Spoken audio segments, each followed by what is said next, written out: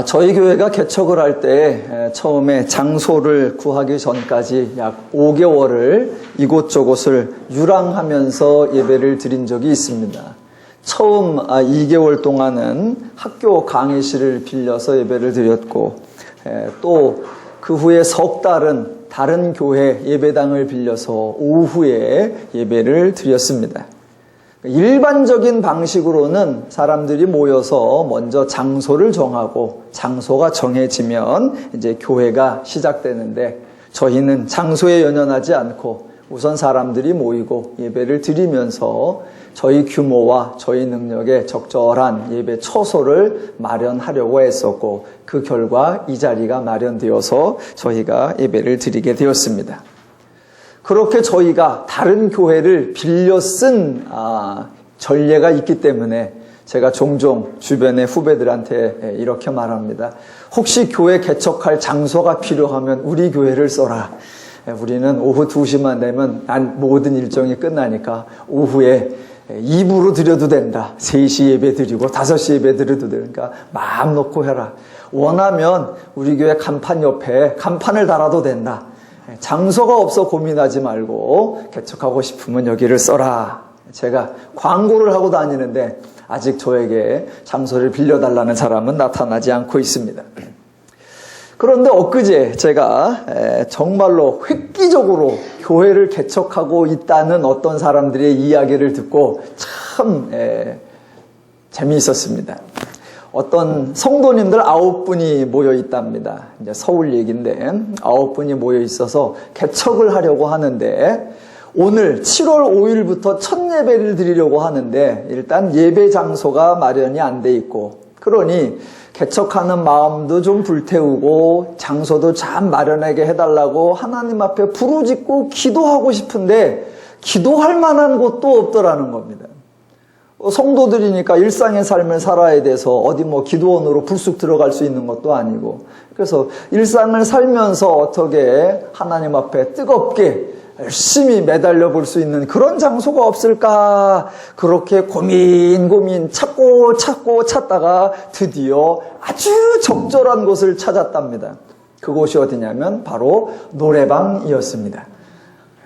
그래서 9분의 성도가 노래방 들어가면서 선불로 1시간 요금을 내고 1시간 내내 겁나 뜨겁게 모든 방언을 다 해도 되고 엄청나게 부르짖어도 방해받지 않고 그렇게 기도하면서 개척을 준비했다. 그래서 오늘 첫 예배를 드린다고 했으니 아마 지금 드리고 있을 것 같습니다.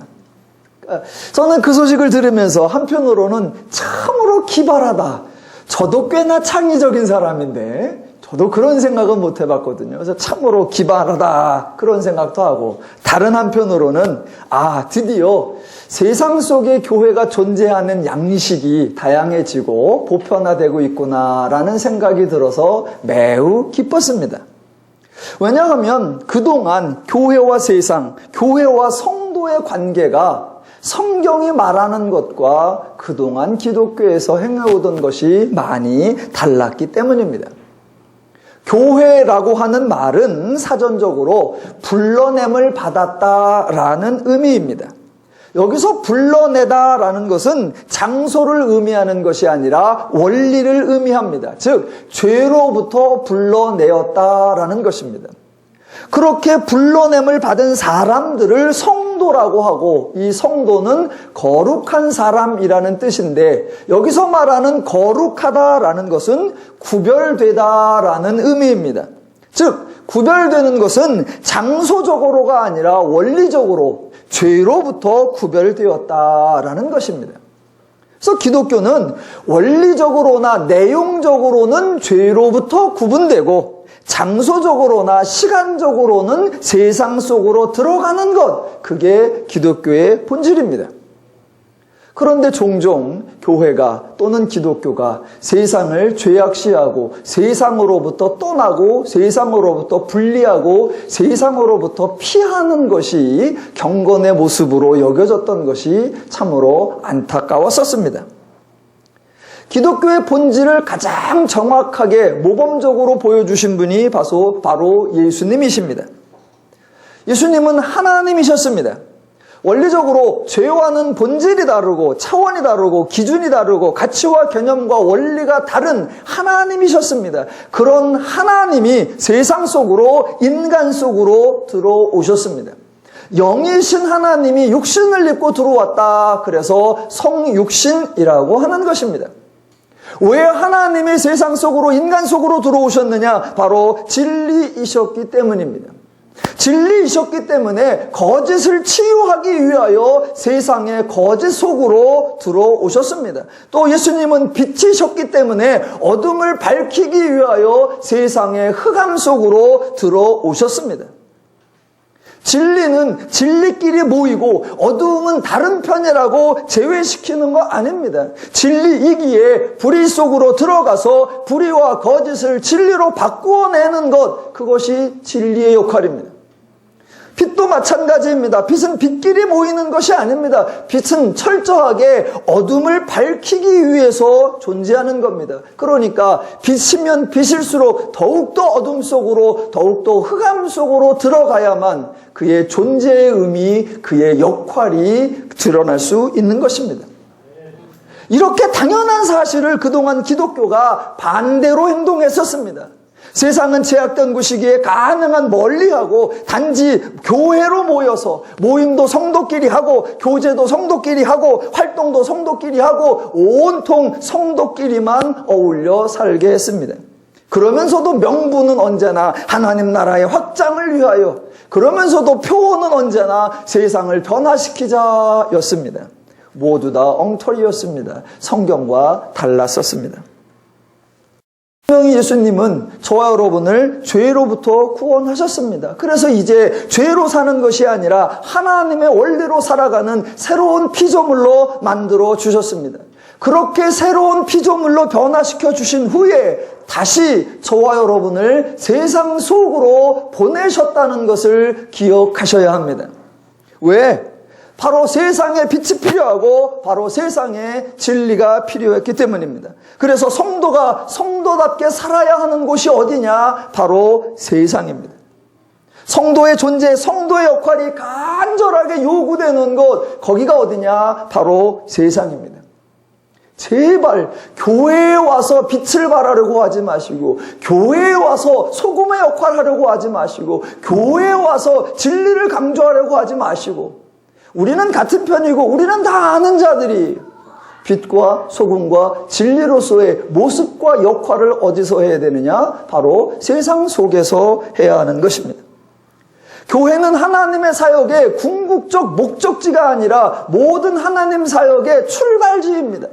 구원받은 성도들이 모여서 하나님의 말씀을 듣고 자기가 성도임을 깨달아 이제 다시 하나님의 말씀에 의하여 세상 속으로 들어가 그 속에서 하나님 나라를 펼치고 그 속에서 하나님 나라를 구현하는 것입니다.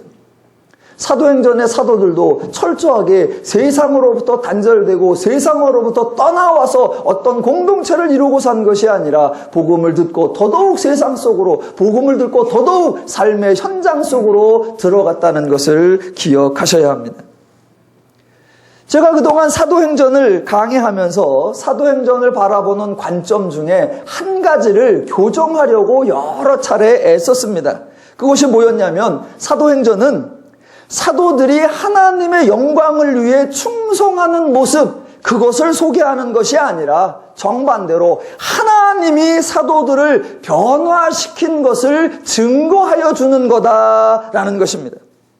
그래서 사도들은 비전을 완수하기 위해 사명감을 가지고 충성스럽게 일하는 모습으로 등장하는 것이 아니라 과연 은혜를 받고 진리를 아는 자가 되었을 때에 어떻게 살아갈 수 있고 예전과 얼마나 달라질 수 있는가를 보여주는 하나님의 일하심의 열매요, 하나님의 일하심의 결과로서 우리에게 증거로 제시되고 있다라는 것이었습니다.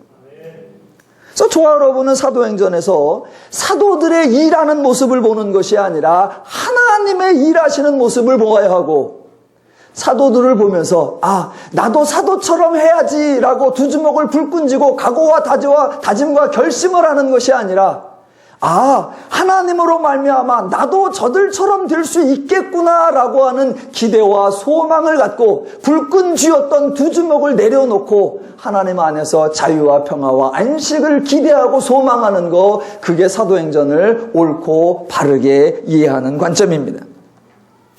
자, 사도행전 후반부에 들어오면서 사도행전을 바라보는 관점을 하나 더 교정해 보도록 하겠습니다.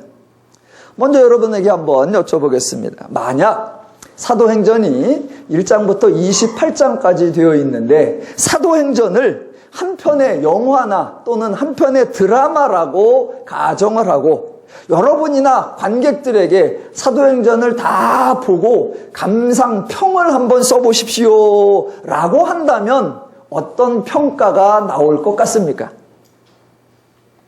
제가 예상하기로 아마 이런 평가가 나올 것 같습니다. 사도행전을 읽어보니까 또는 사도행전이라는 영화나 드라마를 보니까 전반부는 매우 흥미진진했으나 후반부로 갈수록 맥이 빠지더라 라고 할 겁니다. 또는 사도행전의 앞부분은 다양한 등장인물들이 나와서 여러 가지 일들을 빠른 속도로 진행하여 관객들을 사로잡았으나 뒷부분은 한 인물의 재판에 관한 내용이 유사한 상황이 반복되어 매우 지루했으며 특히나 마지막에 가서도 뚜렷한 결말이 나지 않아 많은 아쉬움이 남는다. 이런 평가가 나올 것이라고 예상을 해봅니다. 여러분은 어떻게 생각하십니까? 아마도 제가 예상한 평가가 나온다면 그것은 사도행전을 바라보는 관점이 다르기 때문이고 정작 사도행전이 보여주려고 하는 초점을 찾지 못하기 때문입니다. 사도행전 22장부터 고소를 당한 바울의 변론이 등장하는데 매우 특이하다고 했습니다.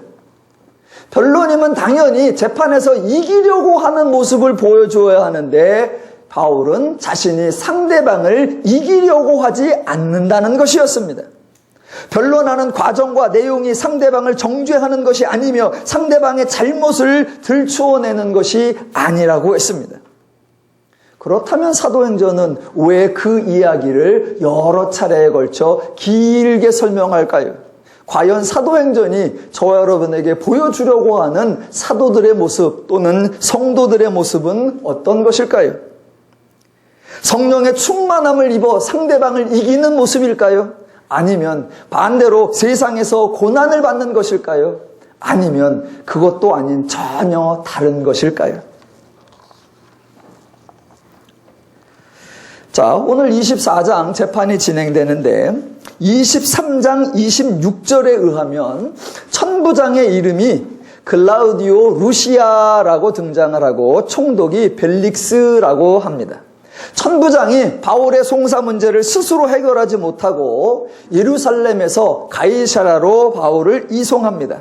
그리고 24장 1절 닷새 후에 대제사장 아나니아가 어떤 장로들과 한 변호사 더둘로와 함께 내려와서 총독 앞에서 바울을 고발하니라. 바울을 부르매 더둘로가 고발하여 이르되입니다.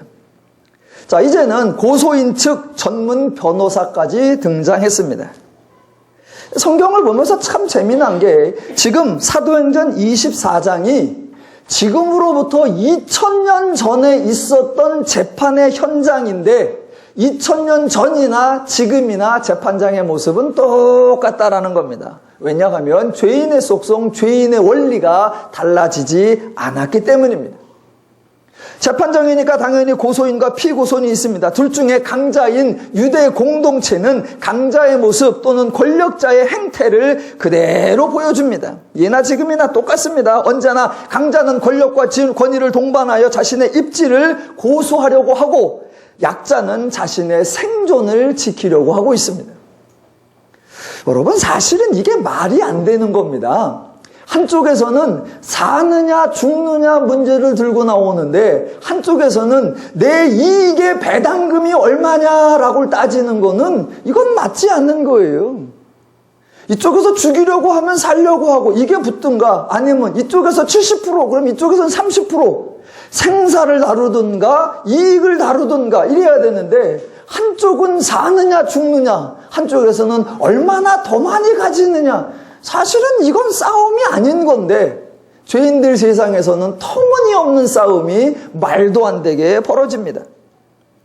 또 그렇게 강자와 약자가 붙으면 언제나 강자는 동원할 무기가 많지요. 그래서 본인은 나서지도 않습니다. 늘 뒤에 숨어 있고 대리인이 앞에 서게 되죠. 그래서 오늘 본문에도 유대 공동체는 더둘로라고 하는 변호사가 앞에 등장합니다. 대신 약자는 약하니까 모든 걸 본인이 해야죠. 북치고 장구치고 모든 거 혼자 다 해야죠. 그래서 각자와 약자가 붙으면 당연히 시간적으로나 체력적으로나 능력적으로나 언제나 약자가 딸려서 결국은 지쳐서 지게 돼 있습니다. 물론 강자는 재판을 이기기 위해서 불법을 행하고 약자는 준법을 행한다, 그런 말이 전혀 아닙니다. 강자도 죄인이고 약자도 죄인이고 서로 죄인인 이상 서로를 이기기 위해 갖은 불법을 행하는 거 똑같습니다. 죄인은 기준이 똑같고 원리가 똑같고 방법이 똑같습니다. 제가 강자를 비난하고 약자 편을 들여주려고 하는 게 절대로 아닙니다. 공평이나 정의를 다룰 때에는 강자와 약자로 나누는 것이 아니라 옳은 자와 틀린 자로 구분을 해야 됩니다. 강자일지라도 옳았을 때에는 이겨야 되고 약자일지라도 옳았을 때는 이겨야 합니다. 그런데 일반적으로 죄인의 군중 심리는 늘 약한 편이 이기기를 원합니다. 옳고 그름을 둘째치고 약한 편이 이기길 원해요. 왜? 자기도 약자 쪽에 속한다라고 생각하기 때문입니다. 그러나 성경은 아주 냉철하게 말합니다. 자, 출애굽기 23장 2절에 보면 이렇게 나옵니다. 다수를 따라 악을 행하지 말며 송사의 다수를 따라 부당한 증언을 하지 말며 가난한 자의 송사라고 편벽되이 두둔하지 말지니라. 6절, 너는 가난한 자의 송사라고 정의를 굽게 하지 말며 거짓 일을 멀리하며 무죄한 자와 의로운 자를 죽이지 말라. 즉 가난한 자라고 해서 편들어주지도 말고 가난한 자고 해서 배척하지도 말라라는 겁니다. 왜? 지금 정의의 문제, 송사의 문제, 공평의 문제는 강자나 약자냐가 핵심이 아니라 옳음이냐 그름이냐, 이게 중요하기 때문입니다. 그러나 죄인들은 언제나 옳고 그름을 우선시하지 않습니다. 죄인들은 언제나 나에게 어떤 게 유익한가, 그것만 따집니다. 그래서 세상에는 엄밀하게 말하면 정의나 공의 이런 것이 원천적으로 존재하지 않습니다. 세상에, 죄인들이 사는 세상에, 죄인들이 운영하는 세상에 옳고 그름이, 정의가 이기고 진리가 이긴다, 그런 거 기대하지 마십시오. 죄인들에게 정의와 공의가 실천되기를 기대하는 것은 참으로 인간의 실상, 죄인의 실상을 전혀 모르는 것입니다. 성도인 저와 여러분이 이 땅에 사는 것, 성도가 세상에 사는 것은 정의의 문제나 공평의 문제하고는 완전히 다른 차원입니다. 성도는 세상에서 강자와 약자의 대결 구도를 갖는 거 아니고, 성도는 세상에서 옳은 자와 틀린 자의 대결을 갖는 거, 그것도 아닙니다. 왜냐하면 기독교는 성도를 하나님을 아는 자, 진리를 아는 자로 선언하고, 불신자는 진리를 모르는 자, 불의한 자라고 선언하기 때문입니다. 그래서 성도는 이미 옳은 자이기 때문에 세상에서 옳은 자로 인정받기를 기대하느냐? 아닙니다.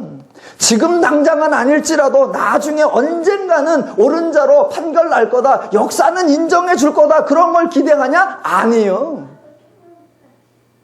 성도는 이미 옳은 자요, 이미 진리를 가진 자요, 이미 진리로 사는 자라는 것을 스스로 인식하고 계셔야 합니다. 성도는 이미 결과를 가진 자요, 이미 목적을 달성한 자라는 것, 그것을 아셔야 합니다. 그렇게 성도가 성도의 존재, 성도의 전체성을 이해하고 살아야 세상을 바르고 참되게 살아갈 수 있는 것입니다. 과연 그렇게 살아가는 것이 어떻게 하는 건가? 오늘 변론을 통해서 확인해 보자라는 겁니다. 자, 24장 3절로 가보겠습니다. 자, 3절은 이스라엘 사람 변호사 더둘로가 하는 말입니다. 즉 유대 사람이 자기들의 점령군이고 자기들의 압제자이고 자기들의 가해자인 총독에게 하는 말입니다. 벨릭스가 가여 우리가 당신을 힘입어 태평을 누리고 또 이 민족이 당신의 선견으로 말미암아 여러 가지로 개선된 것을 우리가 어느 모양으로나 어느 곳에서나 크게 감사하나이다. 아, 대단한 칭송입니다.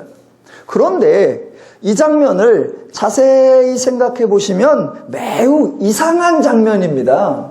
왜냐하면 지금 로마 총독은 유대의 압제자들입니다. 그리고 유대인들은 평상시에 메시아를 기다리고 있으면서 제발 메시아가 와서 로마의 압제에서 벗어나게 해달라고 하나님께 기도하던 사람들입니다.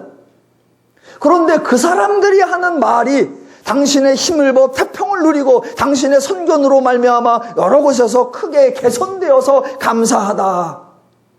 우리나라로 경우로 따지면 일제치하에 대한제국의 국내 대신이 총독 앞에서 이 말을 하고 있는 겁니다. 지금 유대에 압제받고 있는 유대인이 유대를 압제하고 있는 로마 총독을 향하여 이렇게 말하고 있다라는 겁니다.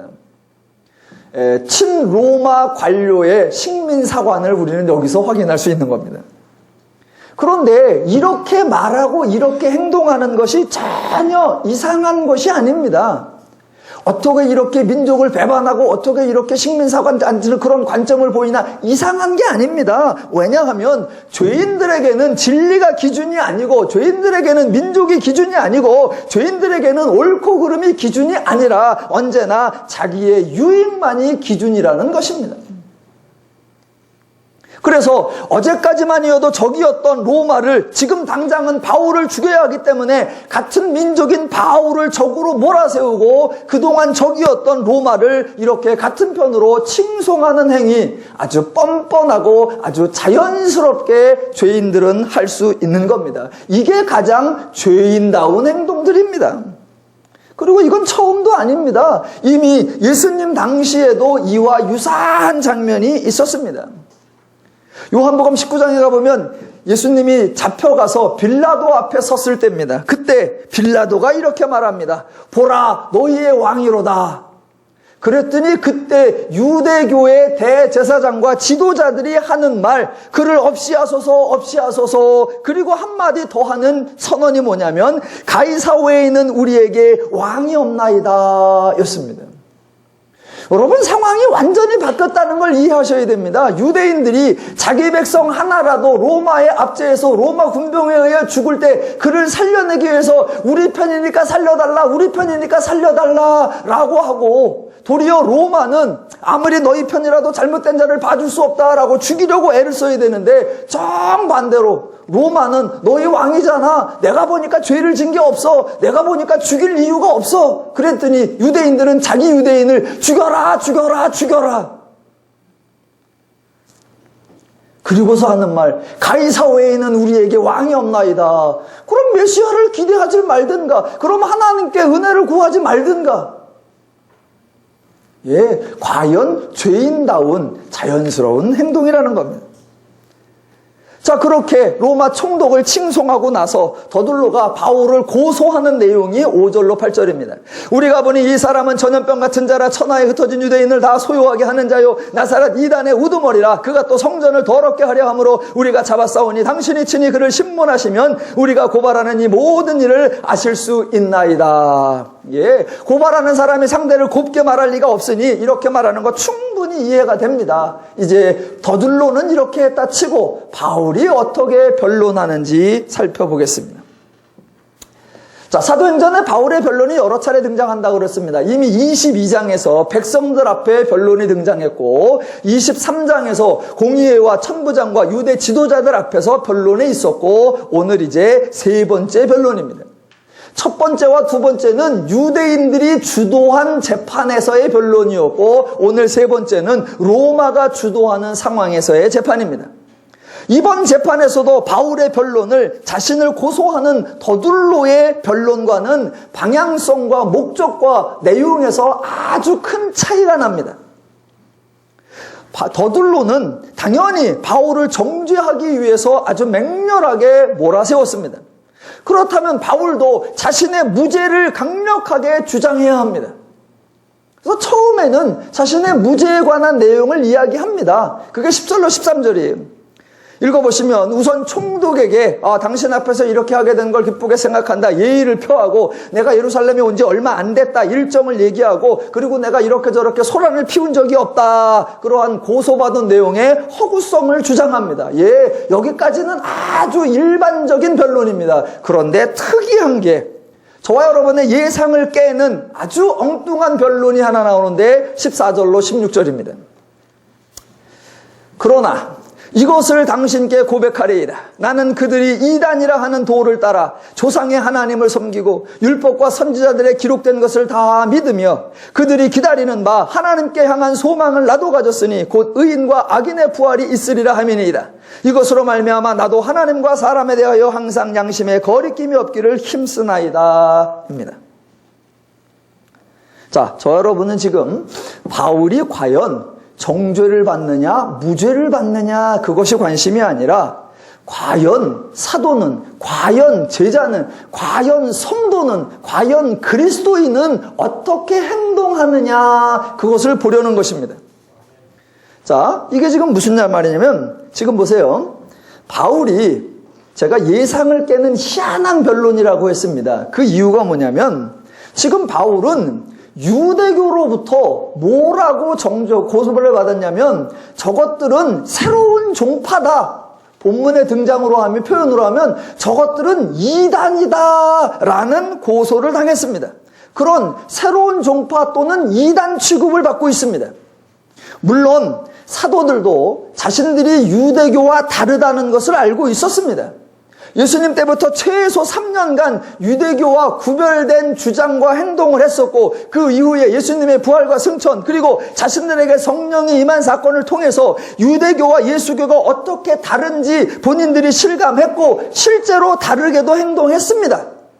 더 나아가 사도들이 만약 신흥종파라면 유대교에서 말하는 대로 신흥종파 또는 이단이라면 그렇다면 신흥종파의 최우선의 과제, 최고 절박한, 최고 시급한 일이 무엇이겠습니까? 자기들이 신흥종파고 새로운 단체라고 판단을 받으면 자신들의 가장 우선시되는 일은 자신들이 얼마나 다른지, 자신들이 어떻게 다른지를 정확하게 설명해내는 겁니다. 자, 기독교 역사에서 지금까지 사도행전에 대하여 사람들이 설명하기를 사도행전은 하나님의 나라를 확장하는 이야기다라고 주장해 왔습니다.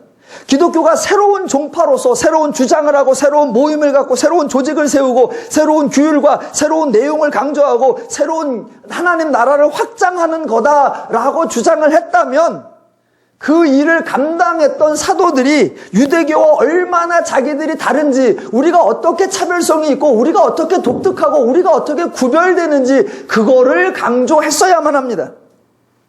어떤 고난이 와도 어떤 핍박이 와도 어떤 방해가 와도 차별화를 주장하고 인정받는 것만이 자기들의 존재 가치를 정당화시킬 수 있는 길입니다.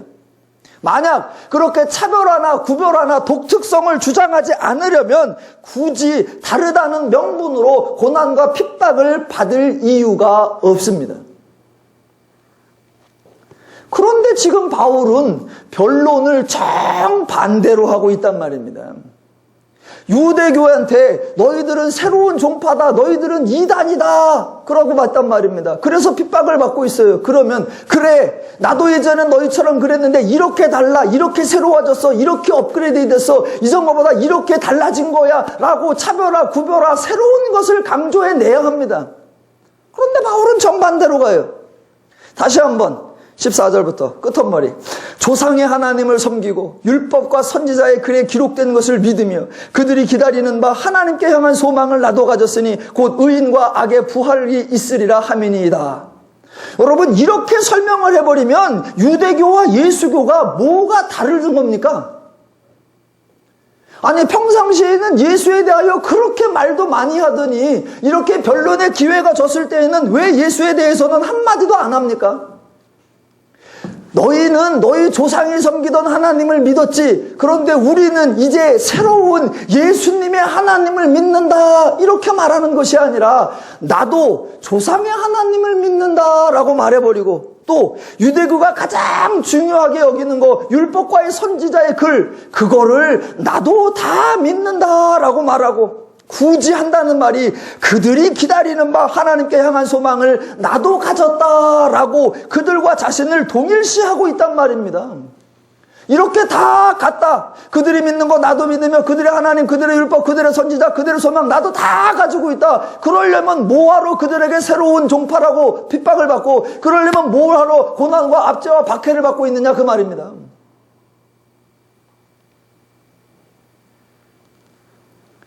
지금 바울은 이게 첫 번째가 아니에요. 3번 모두 다 그랬어요. 첫 번째 22장에 백성 앞에서 변론할 때 뭐라고 했습니까? 3절, 나는 너희 모든 사람처럼 하나님께 대하여 열심히 있는 자다. 너희도 열심히 있고 나도 하나님께 열심히 있다. 같이 말했었고, 또 두 번째 23장 공의회 앞에서 변론할 때에도 나도 바리새인이요 바리새인의 아들이다 라고 선언합니다. 나는 왕년에는 바리새파였으나 지금은 바리새파를 떠났도다. 바리새파가 틀렸다는 것을 깨달았고 바리새파가 옳지 않다는 것을 불변했고 이제 성령의 눈을 떠서 새로운 진리를 발견했다. 이런 것이 아니라 나도 바리새파요 바리새파의 아들이다. 그리고 오늘 또 한다는 말이 나도 조상의 하나님을 믿으며 율법을 믿으며 선지자의 글을 믿으며 너희들이 기다리는 말을 나도 기다리고 있다. 뭐 하자는 거예요? 더 나아가 볼까요?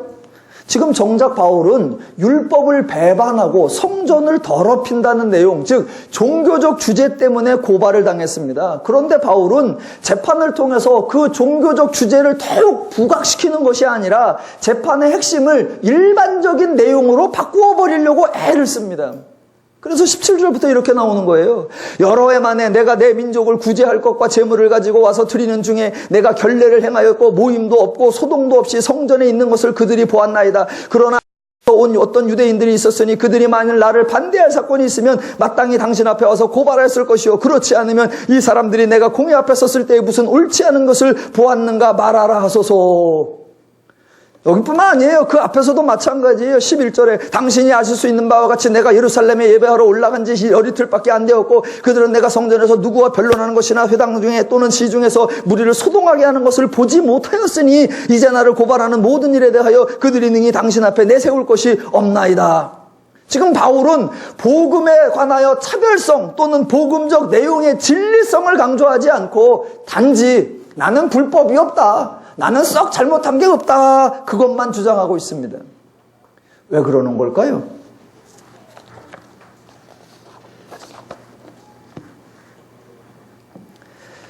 제가 왜 그러는 걸까요? 그랬더니 여러분 표정이 내가 안 그랬는데요. 그런 표정입니다.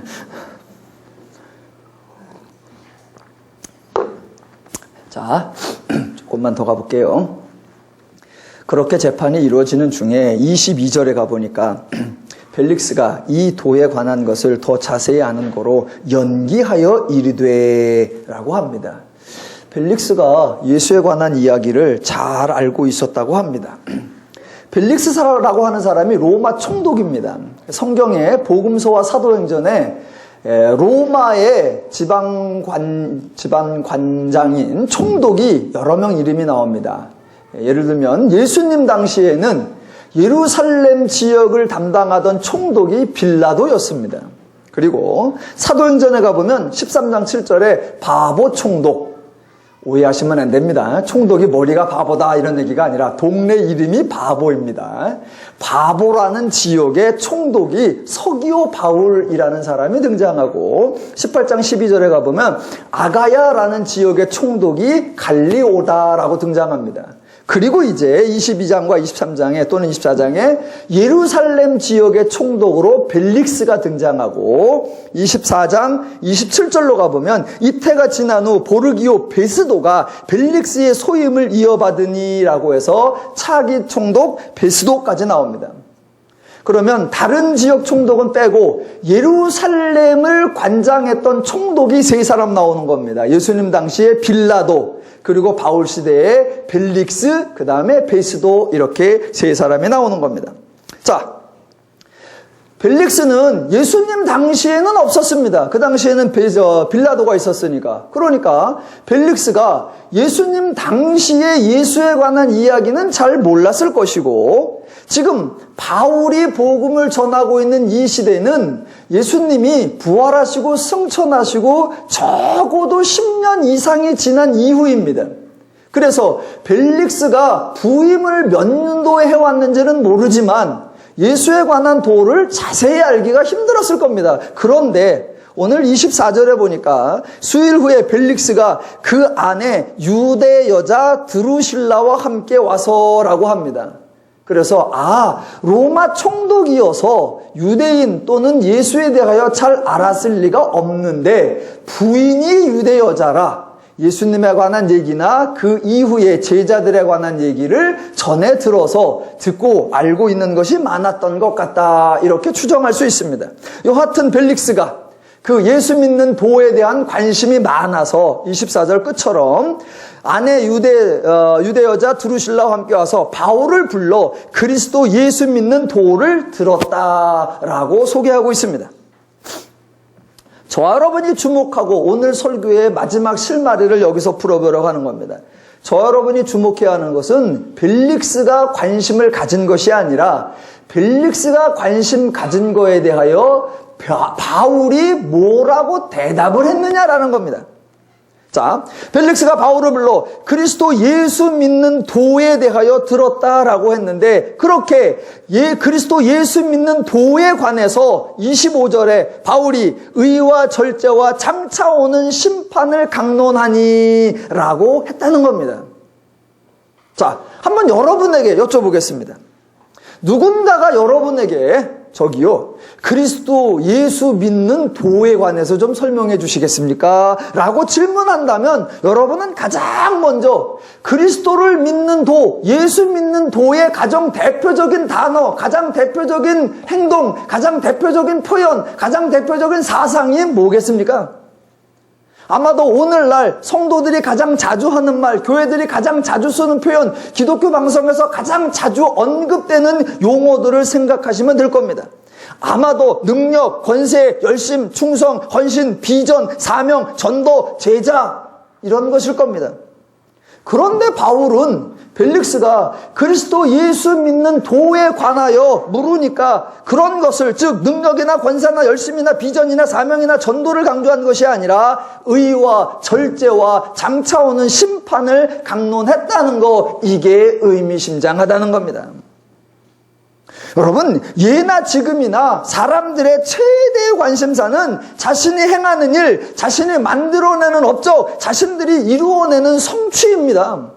성도조차도 하나님의 도움을 받아 자신이 감당한 사명, 하나님의 영광을 위해 자신이 이루어낸 사역, 그것을 강조할 뿐입니다.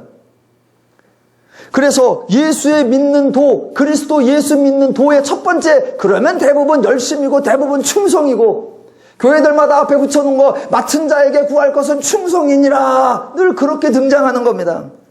그런데 지금 바울은 전혀 그런 쪽이 아니라 의와 절제와 심판이라고 강조했다는 겁니다. 이게 엄청나게 기독교의 본질을 바라보는 관점의 차이를 드러내는 겁니다. 자, 그 중에 대표적으로 절제를 한번 생각해 보겠습니다.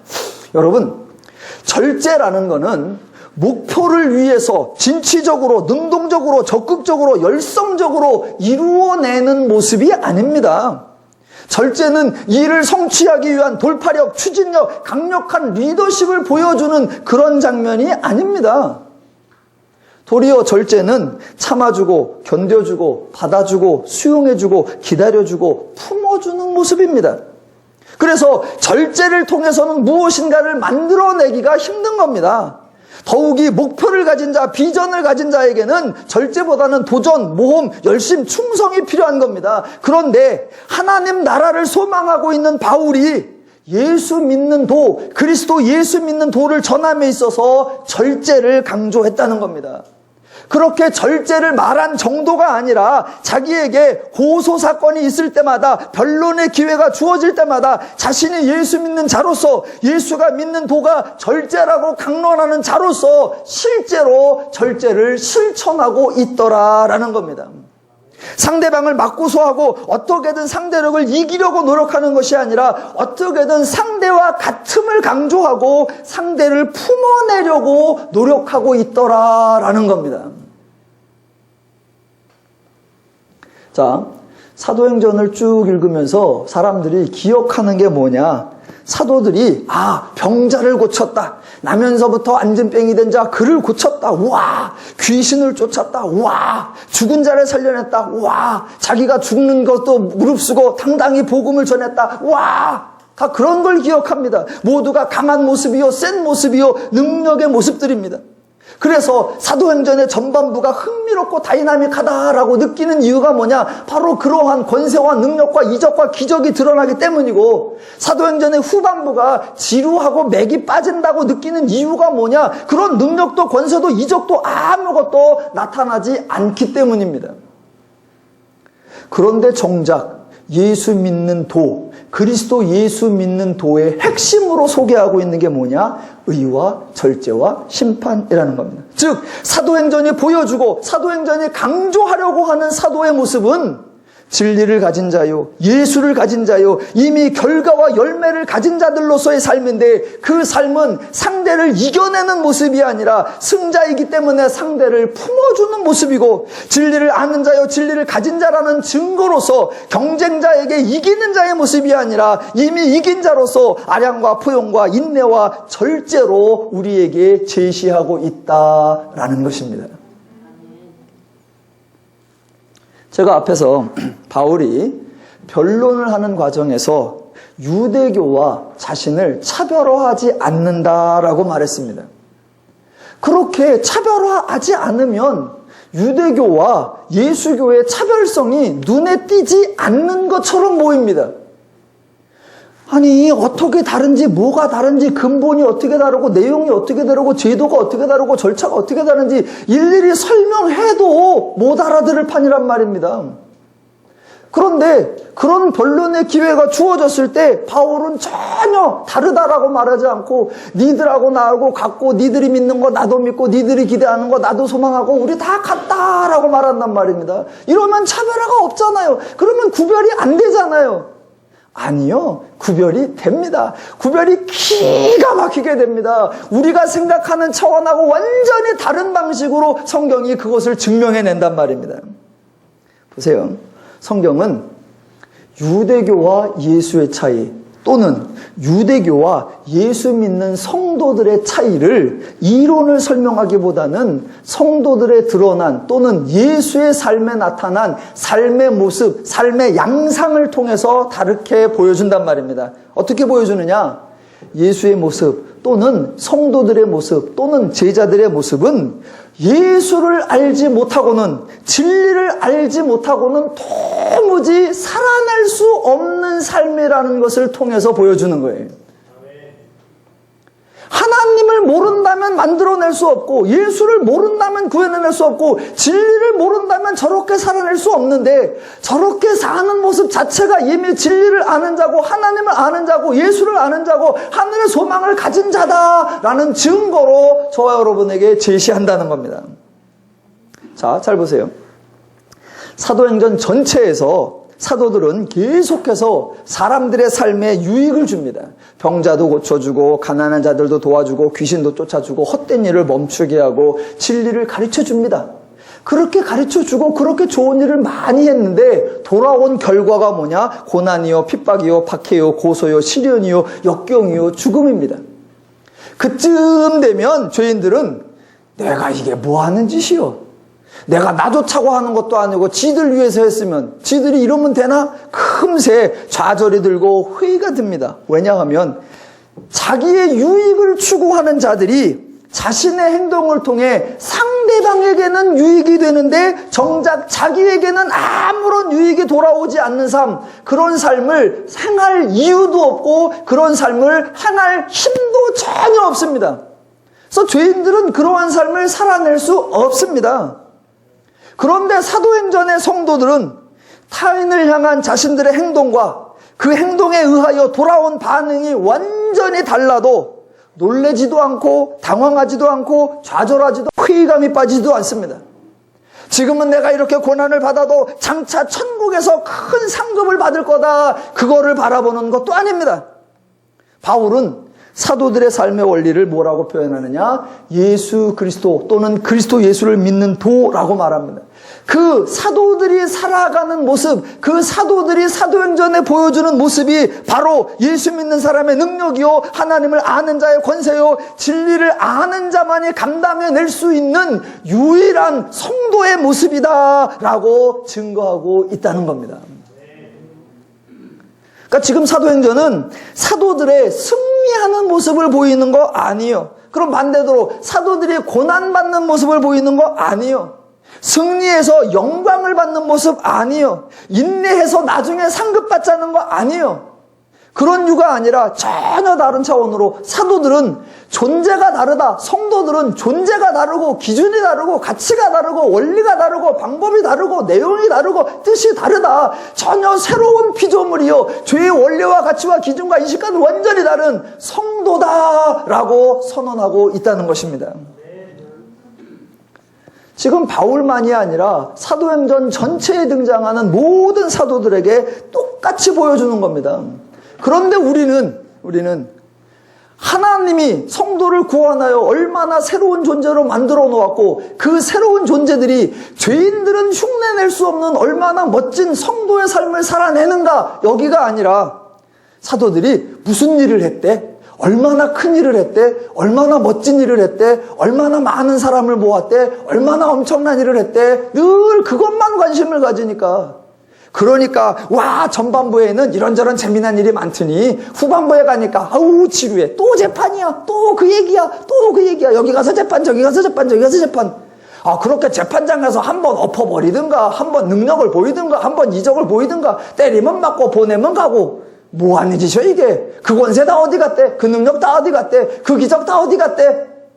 우리는 이렇게 보이는데 성경은 무엇을 했느냐, 무슨 일을 했느냐가 아니라 지금 처음에 사도행전에 베드로나 스데반이나 빌립이나 바울이나 모두가 저들이 하나님을 아는 자로서 어떻게 반응하고 있으며, 어떻게 절제해내고 있으며, 어떻게 그들을 수용하고 있으며, 어떻게 그들을 품어내고 있는가, 그것을 우리에게 성도됨의 증거로 제시하고 있다는 것입니다.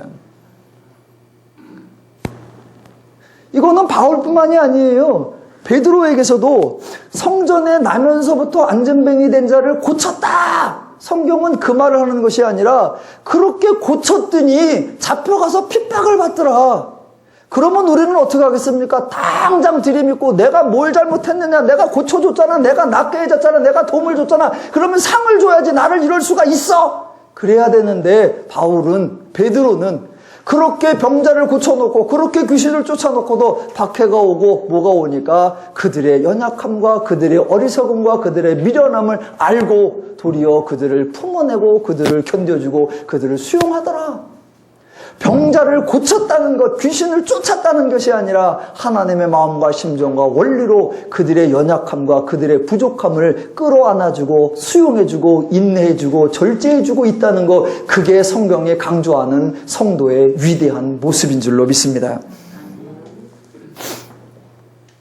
기독교는 세상에서 강자가 되는 것이 아닙니다. 왜? 세상과 경쟁하는 관계가 아니기 때문입니다.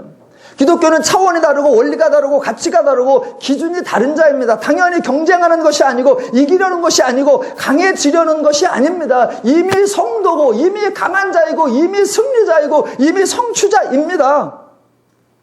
그래서 사도행전은 드디어 성령 받은 제자들이 세상과의 경쟁에서 어떻게 세상을 이기며 어떻게 정복해가며 어떻게 승리하는가, 그거 보여주는 것이 절대로 아니고, 예수 믿는 제자들, 성령 받은 제자들, 진리를 아는 성도들이 죄인들은 절대로 살아낼 수 없는 성도의 삶을 살아내고 있다는 거, 그걸 보여주는 것입니다. 무엇을 이루어내고 어떤 일을 성취해 가는가가 아니라 성도의 모습을 구현하는 그것을 우리에게 보여줍니다.